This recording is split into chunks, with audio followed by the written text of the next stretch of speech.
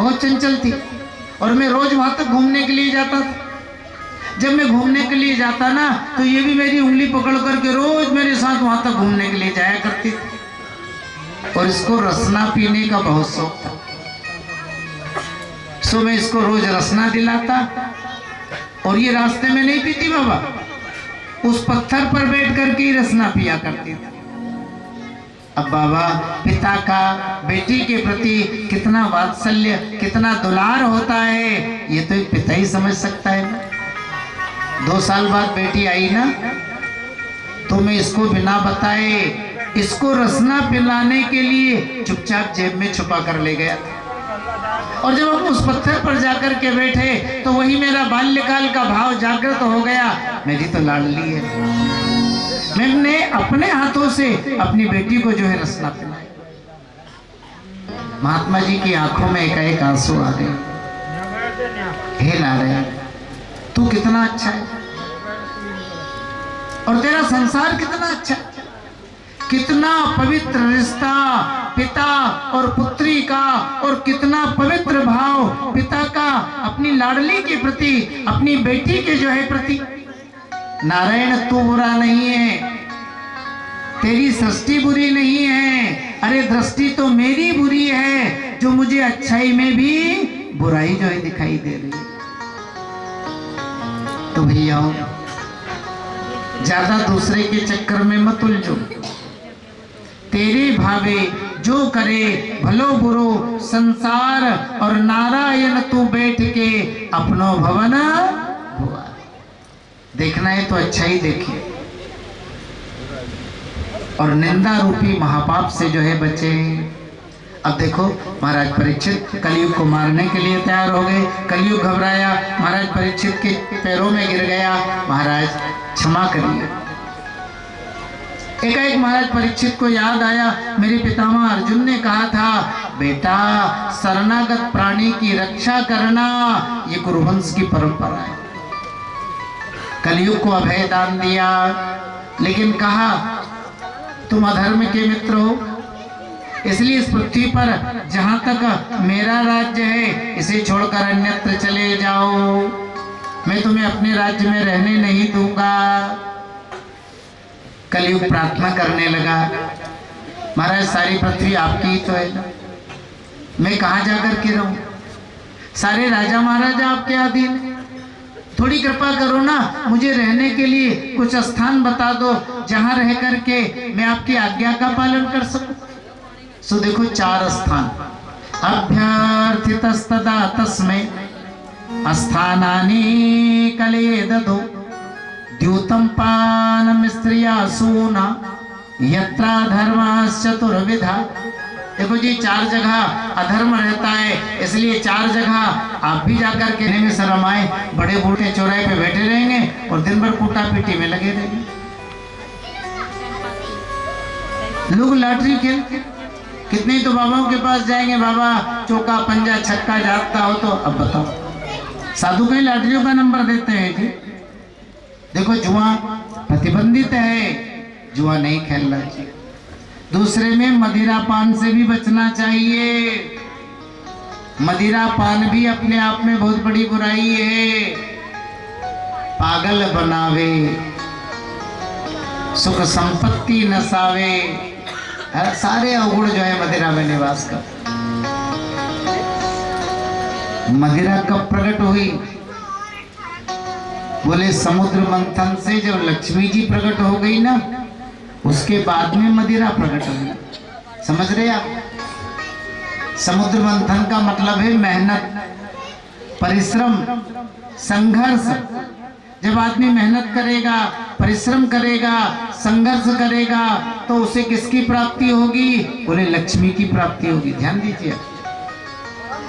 और जब लक्ष्मी की प्राप्ति होने के बाद उसमें अभिमान आएगा तो मदिरा पान करने लग जाएगा, और जहां मदिरा पान करने लगा बस उसी दिन से उसकी लक्ष्मी जी को जाना ही पड़ेगा।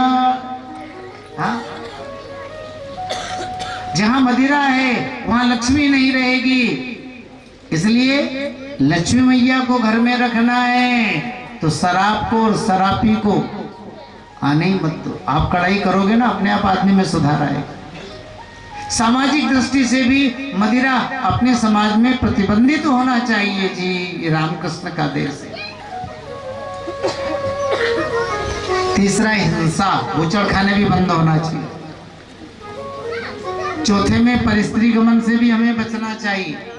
पांचवे में सोना, देखो सोने का अर्थ जो मेहनत का है वो तो अपने को पहनना ही है, लेकिन अधर्म पूर्वक प्राप्त सोने को भी धारण नहीं करना चाहिए। 5 जगह कलयुग को रहने के लिए स्थान दिया और महाराज परीक्षित धर्म पूर्वक प्रजा का पालन करने लगे। बोले कृष्णचंद्र भगवान की जय हो।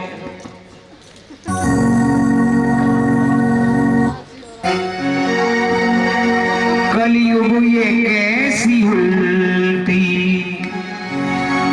उल्टी, कलयुग ये कैसी उल्टी, गंगा बहा रहा है, कलयुग ये कैसी उल्टी, कलयुग ये कैसी उल्टी, गंगा बहा रहा है,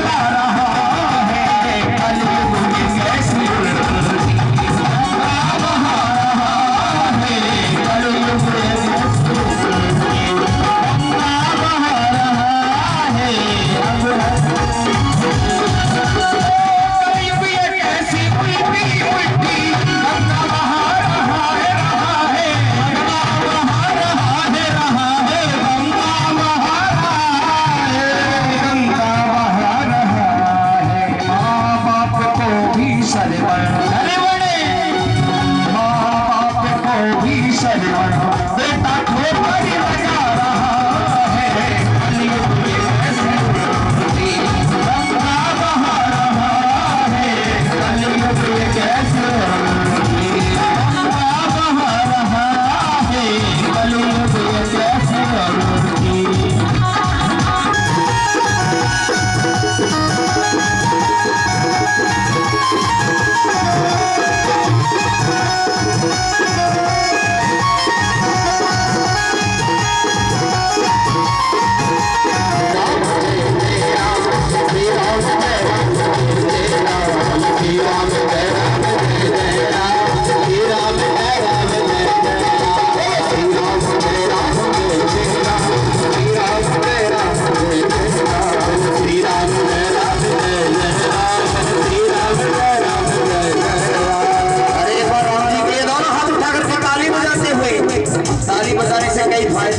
कल बताऊंगा।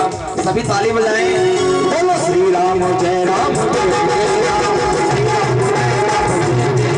बोलो श्री राम जय राम जय राम, श्री राम जय राम जय राम, श्री राम जय राम जय राम, श्री राम जय राम जय राम, श्री राम जय राम जय राम, बोलो श्री राम जय राम जय राम, श्री राम जय राम श्री राम जय राम जय राम, श्री राम जय राम जय राम, श्री राम जय राम जय राम, बोलो श्री राम जय राम जय राम। एक पुनीत प्रतापा और मानस पुण्य हो ही नहीं पाप। देखो कलयुग की ये सबसे बढ़िया अच्छाई है कि कलयुग में मानसिक पुण्य तो लगता है लेकिन मानसिक पाप नहीं लगता है। वे अन्य युगों में तो मानसिक पुण्य भी लगता था और मानसिक पाप भी लगता था, लेकिन कलयुग में ये छूट है, मानस पुण्य। मानसिक पुण्य लगता है और इसका फायदा उठाना चाहिए। अच्छा सुनो, अपने पास पैसा नहीं लेकिन मन में यदि भाव आए कि भगवान थोड़ा धन देता तो मैं एक ट्रक घास गाय के लिए डालता। सर्दी में भाव बने कि भगवान पैसा देता तो मैं गरीबों में कंबल बांटता। दीन दुखी गरीब अनाथों की मैं सेवा करता। सामर्थ्य नहीं लेकिन मन में भाव आ गया ना तो ये पुण्य लग जाएगा। मानस से पुण्य है ना अच्छा युग। अन्य युगों में तो पुण्य करते थे तब लगता था, लेकिन कलयुग ने कहा सोच लोगे तो भी तुम्हें पुण्य का फल मिल जाएगा और हो ही नहीं पाप। देखो जी, मानसिक पाप भी अन्य युगों में लगता था लेकिन यहाँ ये विशेषता है, मानसिक पुण्य तो लगेगा। शरीर से पुण्य नहीं बना लेकिन मन से पुण्य का भाव आ गया तो पुण्य लग जाएगा, लेकिन पाप मन से सोचा है लेकिन शरीर से किया नहीं है तो नहीं लगेगा। इसलिए कबीर साहब ने एक अच्छी बात कही, अरे मन को बस में नहीं रख पाओ तो कोई बात नहीं, आप तो तन को ही कस के रख लो, पाप से बच जाओगे। मन जाए तो जान दे, कसकर रखो शरीर, बिना चढ़े कमान के कैसे चली है तीर। हाँ? मन बस में नहीं हुआ, बहिरंग है, विषयासक्त है, पाप में डूबा हुआ है, कोई बात नहीं। क्योंकि सुनो, मन को कलयुग में पाप से रोकना बड़ा कठिन है। हाँ अच्छा, मन की स्थिति कलयुग में कैसी है? अपनी ओर से हम कुछ नहीं कह रहे। कलयुग में मानव मन की स्थिति कैसी रहेगी? बोले कलि केवल मलमूल मलिना और पाप पयो निधि जन मन मीना। पाप क्या है? बोले समुद्र पयोनिधि। और हमारा मन क्या है? बोले मछली। अब देखो, मछली का जल से सच्चा प्रेम होता है। समझ लीजिए आप, हमारा आपका मन भी पाप में ही जो है रमन करता है, ले देकर वो पाप में ही घुसेगा। तो अगर कलयुग में मानसिक पाप भी लगेगा तो बुरा मत मानना, फिर तो कल्याण की आशा ही छोड़ दो। क्योंकि जब पाप रूपी समुद्र में मन मछली की तरह डूबा हुआ है तो कल्याण की तो बात ही दूर हो। लेकिन ये डिस्काउंट है, छूट है। मानस पुण्य हो ही नहीं पाप। मन से अगर पाप पुण्य कर्म सोच लिया तो लग जाएगा, और मन से पाप तो खूब सोचा है लेकिन शरीर से किया गया। इसलिए मन अगर बस में नहीं हुआ कोई बात नहीं, शरीर को ही पाप कर्म करने से रोक लिया तो हम पाप से बच जाएंगे। ये कलयुग की विशेषता है। इसीलिए राजा परीक्षित ने कलयुग की जो है स्थापना की। अब ऐसा देखो जी, संतों का भाव है। एक बार महाराज परीक्षित ने अपने खजाने को देखा और इस खजाने में बड़ा सुंदर सोने का मुकुट। ऐसा कहते हैं ये जो मुकुट है ना, ये मगध नरेश जरासंध का। आगे वर्णन करेंगे। भाई भीम ने जरासंध को मारा। जरासंध का बेटा सहदेव मगध देश का राजा बना, लेकिन जरासंध का जो सोने का मुकुट जिसमें हीरा जड़ा हुआ था, इसे भीम लेकर आ गए और ये हस्तिनापुर के खजाने। अब इस मुकुट को महाराज परीक्षित ने देखा। एक बात है, हम तो राजा है जी, और ऐसा स्वर्णमय मुकुट हमें धारण करना चाहिए। भूल गए, अधर्म पूर्वक प्राप्त सोने में कलयुग का निवास है। मुकुट को धारण कर लिया। मुकुट धारण करते ही बुद्धि में कलयुग का प्रवेश हो गया। अब धनुष बाण उठाया और शिकार करने के लिए चल दिए। वैसे छात्र धर्म के अनुसार राजा को शिकार का अधिकार है। अरे शत्रुओं से लड़ने का अभ्यास बना रहे, इसलिए शिकार। लेकिन एक बात कहें, शिकार करने का तो अधिकार छात्र धर्म के अनुसार है, लेकिन सभी जीवों का शिकार निषिद्ध भी है। सिंह, चीता, भालू ऐसे हिंसक प्राणी हैं जो जंगल में अमंगल करते हैं, जीवों को कष्ट पहुंचाते हैं, है ना, हिंसा करते हैं। उन जीवों का वध करना चाहिए। मृगा, शाकाहारी मृगों को मारना यह अपराध। हमारा परीक्षित की बुद्धि में तो कलयुग बैठा है, सोच बस शिकार के लिए निकल पड़े। मृगों को मार रहे हैं, पीछा कर रहे हैं। अब ये थक गए, भूख और प्यास जो है लगी, सो घूमते हुए कोस की गंगा के किनारे समीक ऋषि की कुटिया है। समीक ऋषि अपनी कुटिया में भगवत भजन की स्थिति में, मतलब समाधि की स्थिति में बैठे हैं। अब महाराज परीक्षित आश्रम में आए। देखो जी, आतिथ्य के अनुसार आश्रमों में भी भक्तों का सम्मान स्वागत होता है, क्योंकि वो अतिथि। महाराज परीक्षित जब आश्रम में आए, समीक ऋषि को समाधि में देखा तो देखो विचार कैसे आ गए। अरे कैसा ढोंगी है, मेरा आतिथ्य करना पड़ेगा। हाँ, जलपान पूछना पड़ेगा, व्यवस्था बनानी पड़ेगी। सो आतिथ्य के डर से बड़ा ध्यानी बनकर समाधि लगाकर बैठा है। देखो महात्मा तो असली है ना, सत्य में ही समीक ऋषि की समाधि लगी है, लेकिन बुद्धि में कलयुग बैठा हुआ है, इसलिए असली को भी नकली मान। बड़ा ढोंगी है, क्या पाखंड फैलाया है। आतिथ्य के डर से आंख बंद करके बैठा है। ये बात यहां से सीख लो। देखो किसी भी भक्त का, संत का आपसे बने तो सम्मान करो और नहीं करे तो मत, नहीं बने तो मत करो, कोई बुराई नहीं। लेकिन भैयाओं अकारण अपमान भी मत करो। करिए कुभेश साधु सन्मानो और जिमि जग जामवंत हनुमान। भगवान के भक्तों का अगर मंगल वेश दिखे तो भी उनका सम्मान करो, और अगर वेशभूषा अमंगलमयी है तो भी उनका सम्मान करना चाहिए। क्यों?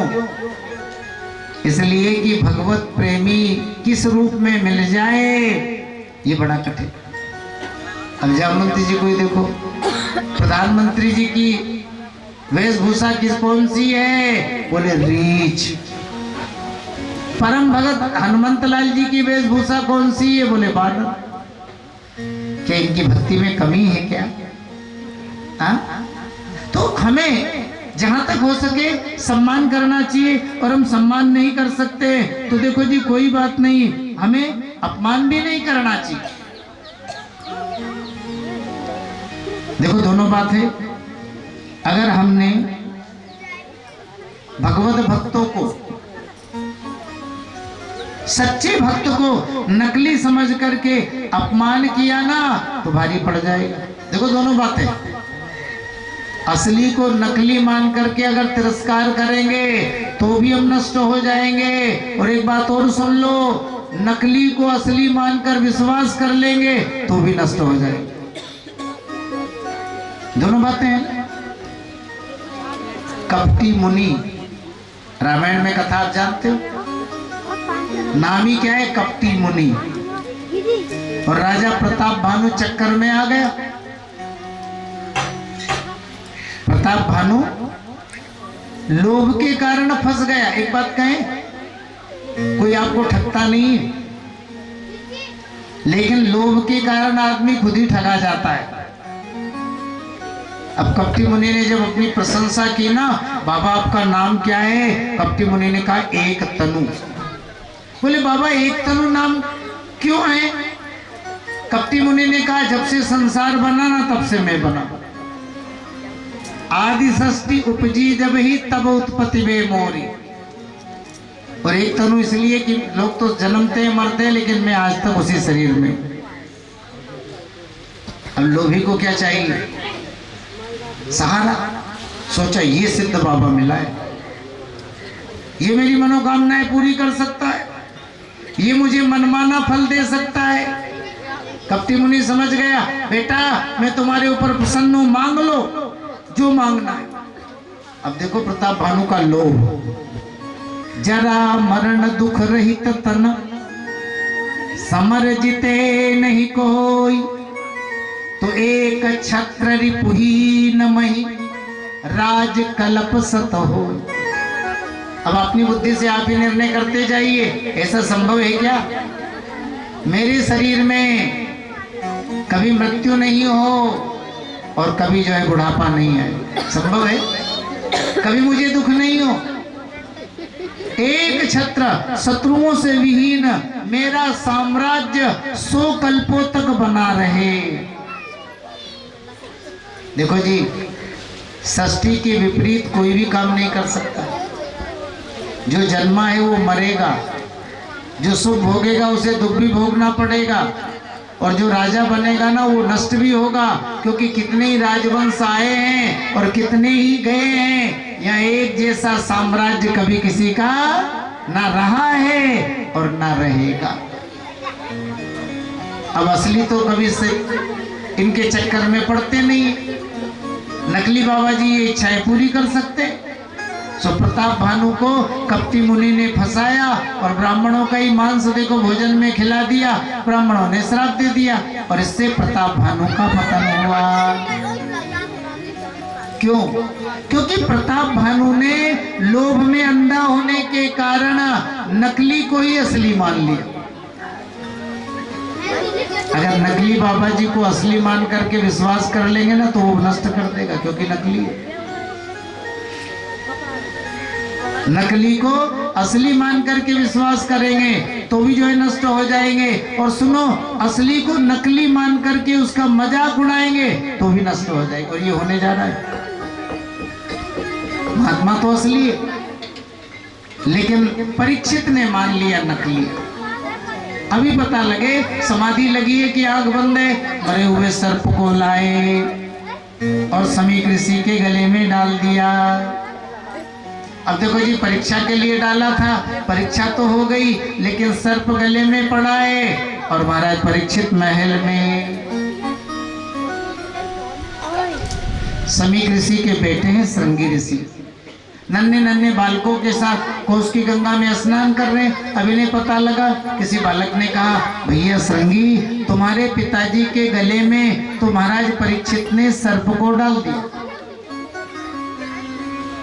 बड़ा दुख बालक श्रृंगी के मन, हाथ में जल लिया, संकल्प बोला, परीक्षित आप राजा हो।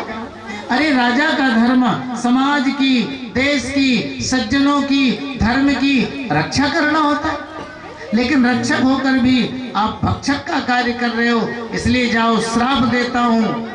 तंक्षति स्म कुलंगारम चोदितों में तद्रुहम, 7वें दिन आपको तक्षक डसेगा और इसी से आपकी मृत्यु होगी। अब रोते हुए आश्रम में आए, समीक ऋषि की गोद में बैठ करके जो है रोने लगे। धीरे धीरे समीक ऋषि की आंखें खुली। उन्हें जब पता लगा बड़ा दुख हुआ, बेटा तुमने ठीक नहीं किया। अरे महाराज परीक्षित की बुद्धि में तो कलयुग बैठा हुआ था, इसलिए उनसे ऐसा अपराध बना। जानते हो, उनके बाद तो जितने भी राजा महाराजा होंगे ना, वो कलयुग का स्वरूप ही होंगे। इसलिए जाओ, तुम्हारे लिए यही दंड है। महाराज परीक्षित से जाकर के कहो, महाराज मैंने आपको श्राप दिया है, 7 दिन बाद आपको तक्षक डसेगा, अपने कल्याण का उपाय कर लेना। देखो महाराज परीक्षित में अब जो ही मुकुट उतार करके अलग रखा, बुद्धि से कलयुग बाहर आ गया। अब एकाएक पश्चाताप, अरे मैं राजा हूं, सज्जनों की रक्षा करना ये मेरा धर्म होता है, लेकिन बताओ, भजन करते हुए, हरिनाम जपते हुए, समाधि में बैठे हुए एक संत ब्राह्मण के गले में मैंने सर्प को डाला। हे भगवान, मुझसे बड़ा पाप बना, क्या करूं? उनसे जाकर के क्षमा मांगो। देखो मन में नाना प्रकार के पश्चाताप हो रहा है। उसी समय बालक श्रृंगी चले गए। महाराज मैंने आपको श्राप दिया है, 7वें दिन आपको तक्षक डसेगा, अपने कल्याण का उपाय कर लेना। देखो महाराज परीक्षित गदगद हो गए। आनंद, मुझसे जो अपराध बना उसका प्रायश्चित हो गया। शरीर तो एक दिन नष्ट होना है, होगा ही सही, लेकिन मैं निष्पाप तो हो जाऊं। जन्मेजय को राजा बनाया। श्रृंगी बालक को सम्मान पूर्वक विदा किया और सुखताल 1-2 बारी जाने का मौका मिला, लेकिन क्षेत्र बड़ा अच्छा है। गंगा के उस पार हस्तिनापुर है और गंगा के इस पार सुखताल है। आप दर्शन करने गए होंगे, जब हरिद्वार जाते हैं तो रास्ते में है ना सुखताल पड़ता है, बड़ी सुंदर भूमि। महाराज परीक्षित सुखताल क्षेत्र में गंगा किनारे आकर बैठे, सोच रहे मेरे पास 7 दिन का समय है, अब 7 दिन में ऐसा कौन सा कार्य किया जाए कि मेरा परलोक बन जाए, मेरा जीवन धन्य धन्य हो जाए, मुझे भगवान मिल। सुनो, मृत्यु को सुधारना और मृत्यु को बिगाड़ना ये भी हमारे ऊपर रही है। मृत्यु सुधरती भी है। लोग जिसकी मृत्यु का बखान करने लग जाए वो मृत्यु सुधर गई, और लोग जिसकी मृत्यु पर भी निंदा करने लगे उसकी मृत्यु बिगड़ गई। भागवत में 2 व्यक्ति है जिनको अपनी मृत्यु का आभास हो गया। एक कंस, जान गए ना, कंस को भी मृत्यु का पता लग गया। अपने को तो पता ही नहीं कि कल नंबर आएगा कि परसों की साल 2 साल या 5 साल 10 साल 20 साल, पता है क्या? मृत्यु का आभास हो जाना ये भगवत कृपा है। दो व्यक्तियों को मृत्यु का आभास हुआ, एक कंस को और दूसरा महाराज परीक्षित को। एक ने मृत्यु को बिगाड़ लिया और एक ने मृत्यु नहीं, सारा जीवन ही सुधार लिया, केवल 7 दिन में। कंस को तो वर्षों पहले पता लग गया। हाँ, आकाशवाणी ने कह दिया ना, अस्यास्त्वम अष्टमो गर्भो हंतायाम बहसे बुधा। अरे कंस, जिस देवकी का सारथी बनकर तू रथ को हाँक रहा है, इसी देवकी का 8वां बेटा तुम्हें मारने वाला होगा। 8 बेटे मतलब कम से कम 8 साल। कितना लंबा समय मिला। 8 वर्ष बाद मेरी मृत्यु होगी और मरना सत्य है, मरना सत्य है। तो इस मरण को सुधारो ना। सेवा, परमार्थ, सदाचार, सत्संग, ऐसे रास्ते पर चलो कि लोग कहे कितना अच्छा था। मृत्यु टलती नहीं, लेकिन कंस ने मृत्यु को टालने के चक्कर में वो कर्म किए कि आज भी कंस के नाम को जो है ना, अपमानजनित भाव से लिया जाता है। महाराज परीक्षित के पास तो 7 दिन का समय, मेरे पास तो 7 दिन का समय है जी। अब 7 दिन में ऐसा काम करें कि भगवान मिल जाए। देखो, जीव के मन में परमात्मा से मिलने की इच्छा जब जागती है ना, तो परमात्मा कृपा करते हैं। और जब परमात्मा कृपा करते हैं तभी जीवन में संतों का आगमन। अब मोहि भरोसो हनुमंता, तो बिनु हरि कृपा मिले ही नहीं सब। सत्संग मिले तो भगवान की कृपा मान लो, कोई भगवान का प्रेमी संत मिले तो भगवान की कृपा मान लो। देखो, महाराज परीक्षित के पर भी भगवान की कृपा बरस गई और अत्रि, वशिष्ठ, च्यवन, भरद्वाज, पिप्पलाद, है ना, ऐसे संत जो है पधारे। बोले कृष्णचंद्र भगवान की जय हो। महाराज स्वयं ही तीर्थानि पुनाति संता, ऐसे संत पधारे कि तीर्थ यात्रा के बहाने जो तीर्थों को ही पवित्र करते हुए घूमते। परीक्षित गदगद हो गए, कितना बड़ा मेरा सौभाग्य। अरे अंतिम समय संतों का आगमन, ये किसके भाग्य। संतों का सम्मान किया, सुंदर सुंदर आसन पर विराजमान करवाया। और देखो, शांति का मार्ग सत्संग, कल्याण का मार्ग सत्संग, ज्ञान का मार्ग बोले सत्संग। सत्संग प्रारंभ होने वाला है, बस इसी समय और भगवत कृपा बरस गई और सुखदेव जी का आगमन। तत्रा भवत भगवान व्यास पुत्र यद्रक्षया गामटमानो नपेक्षा अलक्षलिंगो निजलाभ तुष्टो ततश्च बालेरवधूतवेश। खुले हुए केस, उठा हुआ वक्षस्थल, दिगंबर रूप, है ना। बोलिए श्री सुखदेव जी महाराज की जय हो। वैसे देखो, अवधूत स्थिति, व्रतश्च बाले, ज्यादा चर्चा नहीं करे, पागल समझ करके सुखदेव जी को बालकों ने घेर रखा है। पागल, आप जानते हो 2 प्रकार के पागल संसार में होते। एक तो होता है लौकिक पागल और दूसरा होता है पारलौकिक पागल। हाँ, लौकिक पागल तो अपने को मिल जाएंगे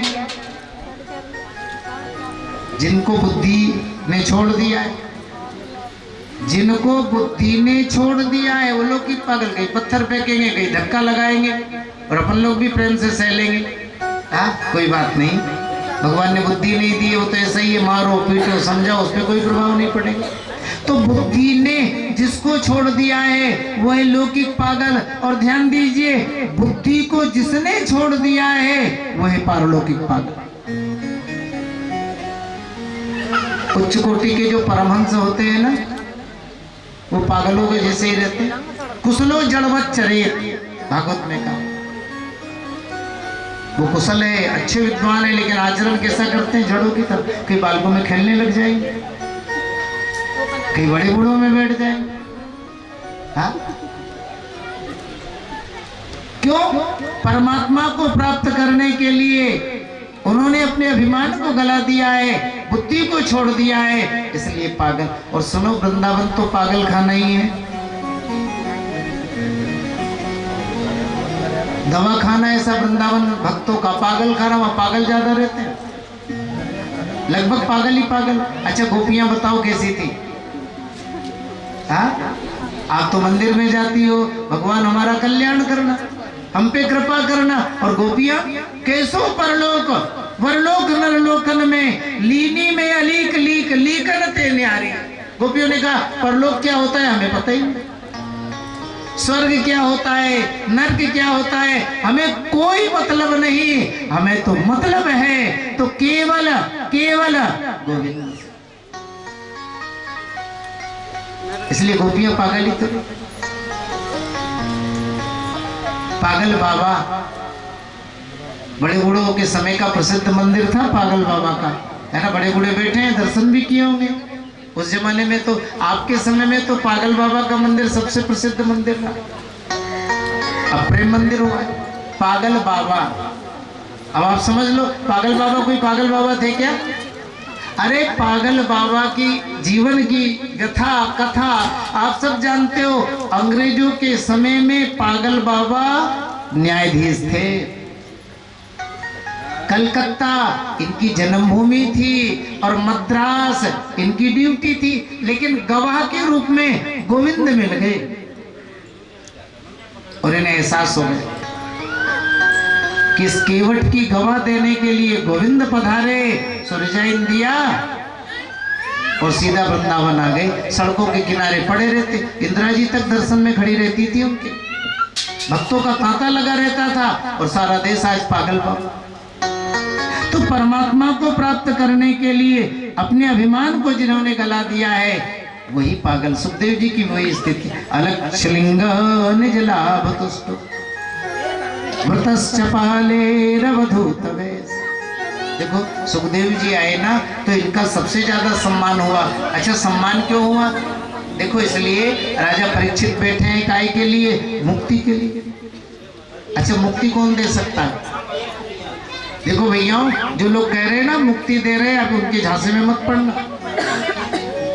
मुक्ति कोई नहीं दे सकता है, और मुक्ति अगर दे सकता है तो वही महापुरुष दे सकता है जो जीवन मुक्त है।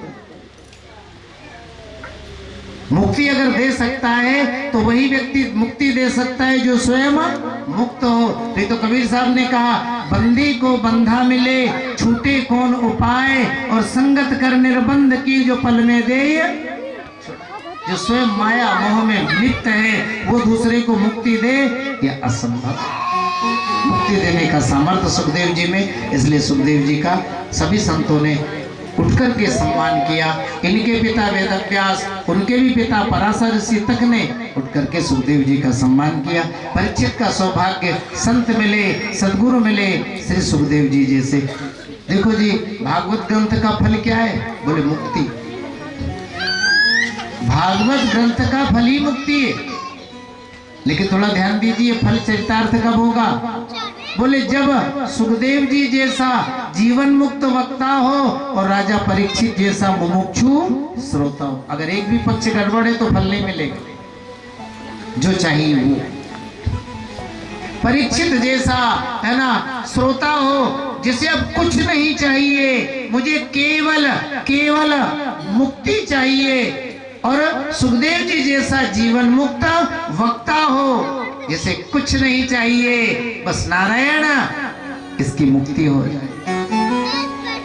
वक्ता श्रोता ज्ञान निधि कथा राम के गुण, तब इसका फल चरितार्थ होता है। मुख्य बात सुखदेव जी मिले, ये राजा परीक्षित का सौभाग्य। बोले श्री सुखदेव जी महाराज की जय हो। छोटा सा हरि नाम संकीर्तन और फिर कथा का समापन।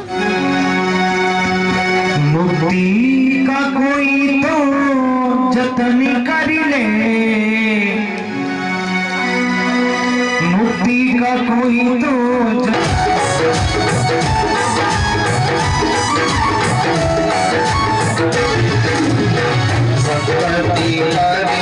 अच्छे लोगों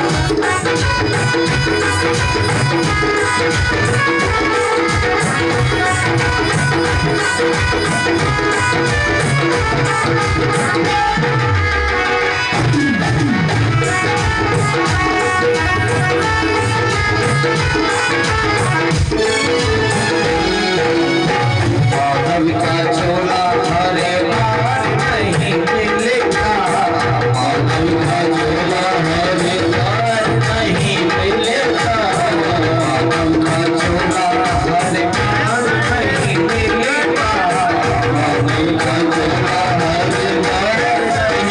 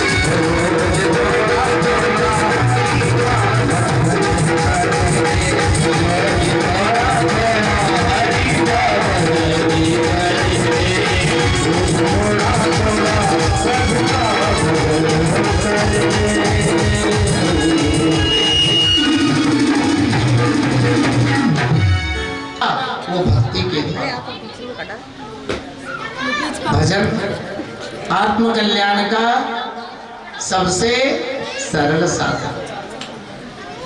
देखो रामायण के अंतिम में भी वही बात, विनिश्चितम बदामि तेन अन्यथा वचांसि में हरिम नरा भजन्ति ते।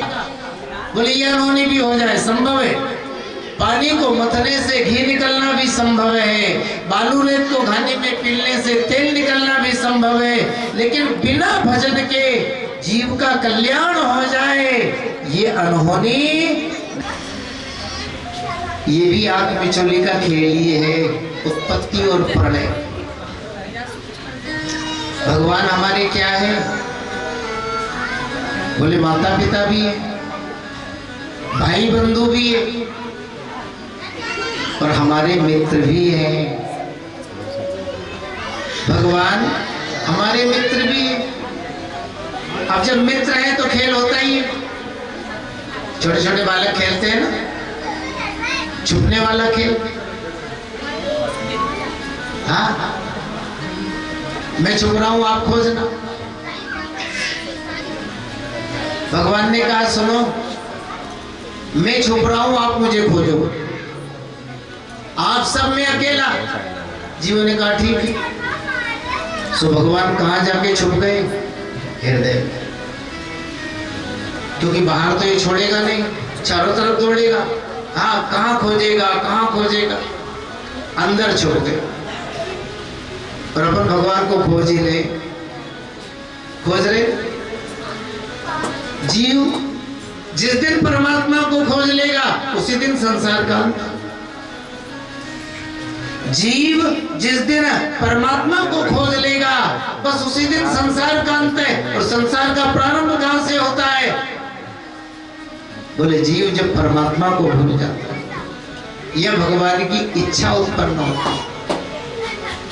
प्रभु इच्छा से संसार उत्पन्न होता है और यही होने जा रहा है। कल्प के आदि में जब भगवान जल में योग निद्रा में विश्राम कर रहे हैं दिव्य से सैया पर, और संपूर्ण जीव समुदाय उनके हृदय में, हृदय आकाश में छुपा है। भगवान को जल में शयन करते हुए 1000 चतुर्युगी बीत गए। अब आंखें खुली, भगवान ने संपूर्ण संसार को अपने हृदय आकाश में ही देखा। पूरे सारे जीव जंतु मेरे हृदय में छुपे। एको हम भविष्यामा, मैं अकेला। अब तो हमें बहुत होना चाहिए। सूर्यगुण की प्रेरणा से भगवान की नाभि से एक कमल पुष्प उत्पन्न हुआ। यह कमल साधारण नहीं, तल्लोक पद्मं सबएव विष्णु प्राविशत् सर्वगुणावभास तस्मिन् स्वयं वेदमयो विधाता स्वयं भूम यमिस्म वदन्ति सोऽभूत्।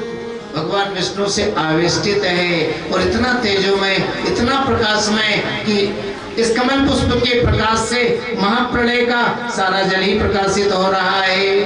धीरे धीरे ये कमल पुष्प जगत जल के ऊपर आया और इस कमल पुष्प से जगत पिता ब्रह्मा उत्पन्न हुए। अब ब्रह्मा जी के मन में चारों दिशाओं में देखने की इच्छा हुई, तो ब्रह्मा जी के 4 मुख बन गए। अब ब्रह्मा जी भगवान को खोजने लगे। वर्षों तक प्रयास किया, कहीं कोई सूत्र नहीं मिला।